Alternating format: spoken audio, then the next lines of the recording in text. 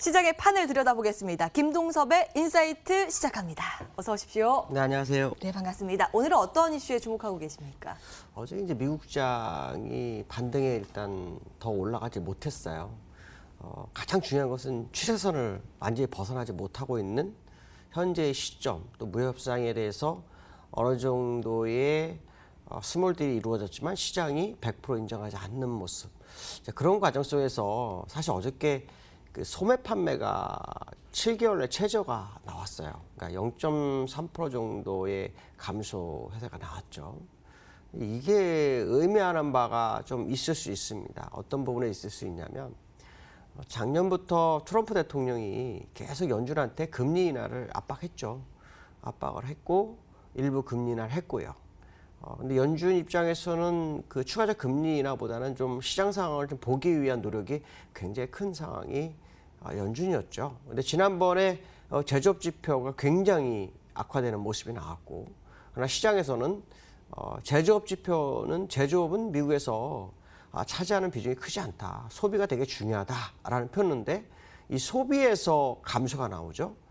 이렇게 되면은 연준이 금리 인하할 수 있는 명분을 갖나? 뭐 이런 생각을 좀 해볼 수 있는 재료였다라고 판단을 해봐야 될 것 같고요.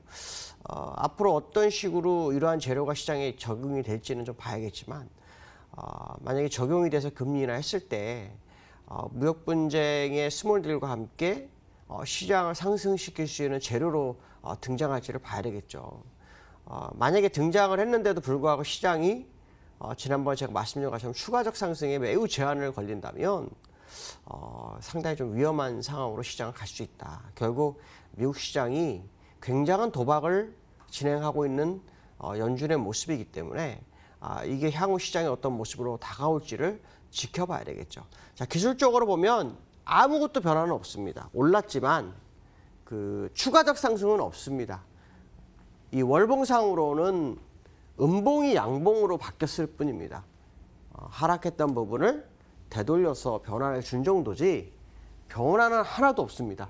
물론 일봉에서 보면 양봉이 생기고 1% 오르고 이 모습을 보이겠지만 제일 중요한 것은 월봉에 모든 게 다 모여있기 때문에 월봉상으로는 아직 변화가 하나도 없다라는 생각을 좀 해보셔야 될 것 같고, 특징 중에 하나는 지난번에 후엑스페이 이렇게 올라갔다가 다시 회귀를 했거든요. 근데 지금도 또 올라가 보고자 하는 노력을 보이고 있죠. 그러니까 이 상태에서 어떻게 끝나는지가 이달에 굉장히 중요하죠. 근데 이달은 아직도 뭐 시간이 많이 남았기 때문에 지켜봐야 할 겁니다. 다만 후엑스페이 이렇게 삼각 수렴을 하기 시작했다라는 것은 의미가 시장에 주는 의미가 굉장히 클 것 같다라는 생각을 해보고 있고요. 두 번째 이슈에 대해서는 한국은행 얘기를 좀 할 것 같습니다. 어저께 금통위했죠. 제가 아마 얼마 전에 그냥 뭐 금리나 제로금리 예전에 한번 제가 얘기를 했었는데 결국 금리 인하 할 것 같다. 얼마 전에 비전통적 수단으로 해서 양쪽 하나도 우리나라도 뭐 가능하면 갈 수도 있는 뭐 그런 뉘앙스가 있었다 해서 어제 금리 인하 했는데, 금리 인하 전에 21포인트까지 올라가던 국내 시장이 쪽 빠졌었죠. 그리고 상승폭을 제한시키는 딱 그런 모습이 나왔습니다. 이게 왜 그럴까에 대한 부분을 이제 내용을 이제 파봐야 되겠죠. 어떤 내용이냐면요. 어저께 금리 인하를 했는데 시장 분위기가 매파적으로 가고 있다라고 해석을 많이 하고 있습니다. 거기에는 그 소수 의견이 2명이 나왔어요. 소수 의견이 2명이 나왔는데 이 소수 의견이 나왔다는 건 다음에 동결 가능성이 제기되잖아요. 근데 한국은행에서는 추가적 금리 인하의 여지가 있다라는 발언을 했어요. 근데 뚜껑을 열어보니까 소수 의견이 있어요. 그러면 시장, 이 한국은행 자체에서도 한 방향으로 흘러가는 어떤 논의가 이루어지지 않았다라고 해석을 하고 있죠. 자, 그러면 이제 금리 인하가 했는데 왜 또 못 갔을까에 대한 생각을 한번 해봐야 돼요. 금리 인하는 왜 하나요? 자금을 시장에 유동성을 공급하기 위해서 하는 거죠. 자, 유동성을 공급하려면 사람의 심줄과 같이 이렇게 쭉 전신에 모세혈관까지 다 이렇게 연결된 상태에서 피가 흘러야 되잖아요. 근데 우리나라는 그것을 하기 위해서는 정책 부분이 해결이 돼야 되는데 정책이 전혀 해결되지 않았잖아요. 그렇죠?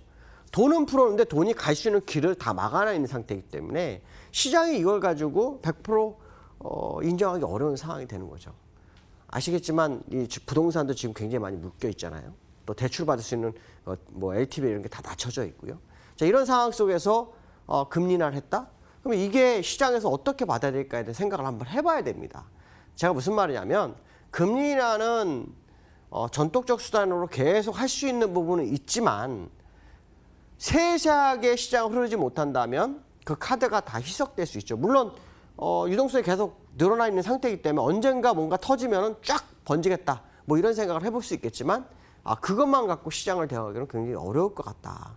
그렇기 때문에 시장에서 상당히 좀 피곤한 장세가 연출될 수 있다는 생각을 합니다. 이 피곤한 장세는 무슨 말이냐면 금리 인하를 했는데 시장이 환호하지 못하는, 그러니까 장이 환호하지 못하는 상황이 있을 수 있다는 생각을 한번 해봐야 될 것 같고요. 그다음에 이제 세 번째로 봐야 될 게 뭐냐, 우리나라 시장에 대해서 이평선으로 5일선과 20일 골드 크로스가 났어요. 그러니까 이평선 보시는 분 입장에서는 5일선과 20일 데드가 났다가 21선이 올라가고 있는데 다시 회귀해서 골드가 난다? 야, 이건 진짜 크게 갈 수 있다, 이런 생각을 굉장히 많이 합니다. 근데 저는 이제 이걸 왜 갑자기 가지고 나왔냐면, 저는 시장을 볼 때 여러 개를 봅니다. 그중에서 가장 중요한 게 뭐냐면 시장 상황이 맞아 떨어지느냐. 두 번째가 외국인 수급을 좀 많이 봅니다. 근데 이번에는 외국인에서 이제 선물에서 움직임이 있지만 현물이 안 움직이면 크게는 못 갑니다. 그러니까 이 부분이 하나가 있고요. 또 하나는 일목균형표를 봅니다. 근데 일목균형표 상으로는 위험 시그널을 주고 있습니다. 근데 이평으로는 호전 시그널을 보여주죠. 근데 이평을 볼 때 꼭 하나를 봐야 될 게 뭐냐면, 제가 가장 중요하게 보는 게 갭이론입니다. 갭이론. 현재 갭이 4개입니다. 4개. 어저께 올라가면서 아랫꼬리가 생겨갖고 갭이 메워졌구나라고 생각했는데 안 메워졌습니다. 사실 여기가 3개째거든요. 4개가 나왔습니다. 4개가 나왔다면 갭이론에 의하면 이평선 5일선, 21선이 골드가 났어도 갭을 메워준다는 생각을 할 수 있다는 거죠. 자, 그렇기 때문에 시장상으로 여러 가지 상황을 본다면 호전에 대한 방향성은 하나밖에 없는 상황이다. 그렇기 때문에 리스크 관리가 좀 필요하지 않겠나라는 생각을 좀 해봐야 될 것 같고요. 거기에 외국인이 수급적으로 현물에서 좀 매수가 들어온다면 믿겠지만, 그렇지 않은 상태에서는 시장 상황과 금리 인하가 전혀 맞지 않는 상황, 오히려 금리 인하를 사실은 지금은 안 하는 게 맞다라고 판단하고 있습니다. 그냥 버텨주고 있다가 정부 정책이나 모든 것이 완화됐을 때 그때 시작하는 게 더 중요하지 않을까, 뭐 이런 생각도 합니다. 오늘 여기까지 하겠습니다. 감사합니다. 네, 오늘은 시장이 내내 좀 혼조세가 이어지네요. 호황제가 팽팽하면서 코스피 기준으로 했을 때 2080선 부근에서 줄다리가 지속되는 모습입니다. 외국인 수급이 다시 아쉽습니다.